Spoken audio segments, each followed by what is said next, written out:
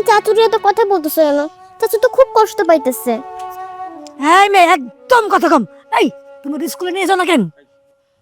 ছোট বউ, অগনিয়া তোমার ঘরে যাও। কি আমার ঘরে মানে? আমার ঘরে কেন? ওই ঘরে তো আমি থাকি, ওরা যায় কি করব? তোমার ঘরে তো 2টা রুম, আজকে থেকে হাসু আর হাসুর বউ একটা রুমে থাকবো। অসম্ভব! এই এতিমের বাচ্চা আমার লগে থাকবো? আমি একটা এতিম মায়ের লগে বসবাস করুম? আমার বংশ পরিচয় কি আপনি ভুলে গেছেন? কোন বংশের মাইয়া আমি? এর তো কোনো বংশ পরিচয় নেই। আমার সাথে কেমনে থাকে? অসম্ভব, থাকতে পারবো না।